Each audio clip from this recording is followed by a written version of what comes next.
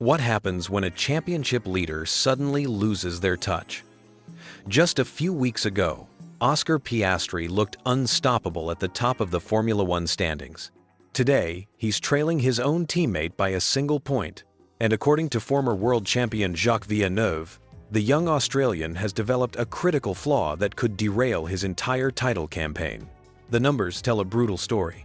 After dominating for over 6 months, Piastri watched helplessly in Mexico as Lando Norris claimed a commanding victory while he struggled to 5th place. That single weekend flipped the McLaren championship battle on its head, marking the first time since Saudi Arabia that Piastri hasn't led the drivers' standings. But here's where it gets interesting. This isn't just about one bad race. According to Piastri himself, the last couple of weekends have required a completely different driving approach compared to the rest of the season. Something fundamental has shifted, and it's showing in his lap times, his qualifying positions, and most importantly, his points tally. Jacques Villeneuve, who knows a thing or two about championship pressure having won it all back in 1997, has identified what he believes is the root of Piastri's problems. The Canadian legend isn't mincing words, calling it a big issue that goes straight to the heart of how Piastri is handling his car under pressure. The Mexico City Grand Prix perfectly illustrated the problem. Starting from 7th on the grid already put Piastri on the back foot. Sure, he made some impressive moves during the race, including a daring overtake on George Russell at Turn 1 that had fans on their feet. He even managed to climb back to 5th by the checkered flag. But for a championship contender who was previously setting the pace, salvaging points instead of fighting for wins represents a significant step backward. What makes this situation particularly fascinating is the contrast with his teammate. While Piastri has been struggling, Norris has been finding another gear entirely. The British driver has openly discussed feeling more comfortable in recent races, crediting extensive work with his engineers to optimize car setups throughout race weekends. This collaboration has clearly paid dividends, but it's also highlighted just how far Piastri has fallen off the pace. Now here's where Villeneuve's analysis becomes crucial.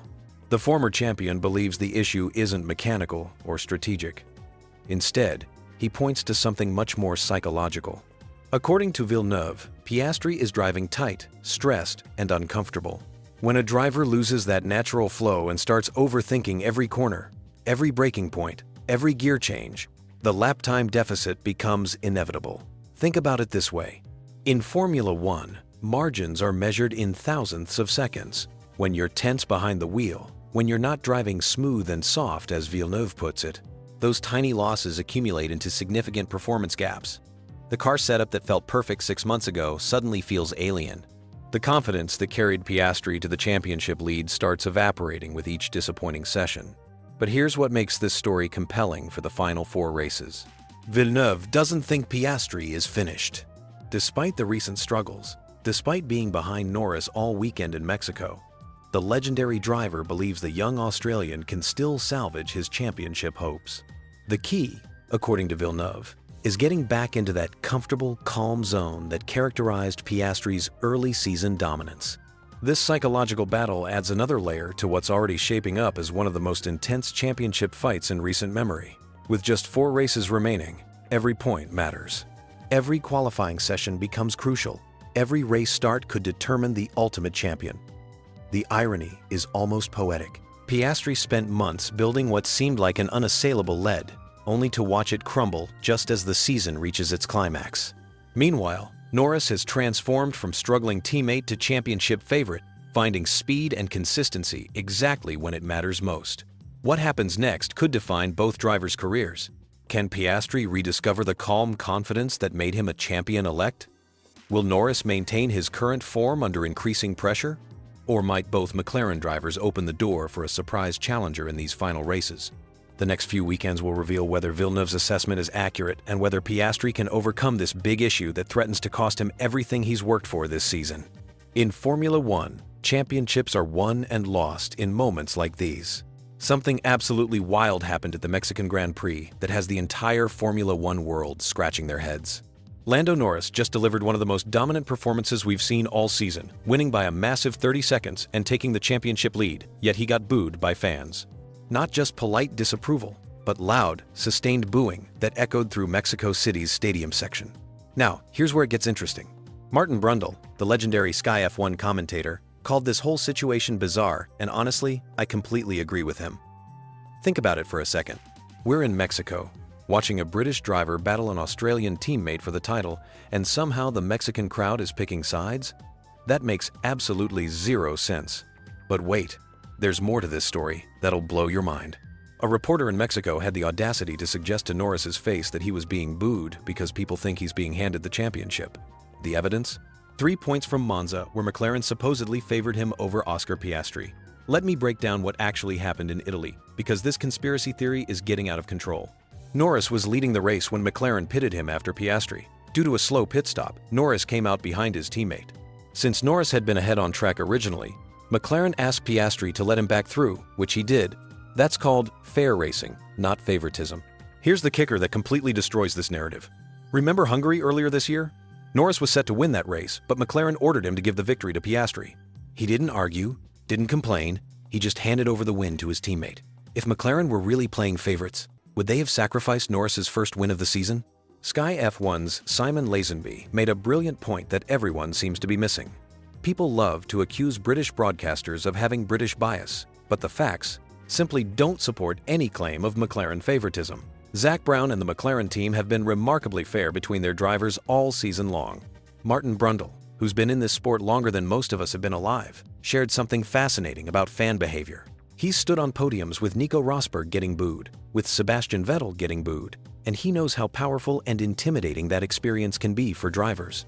But he also understands that fans will react however they feel, and that's their right as spectators.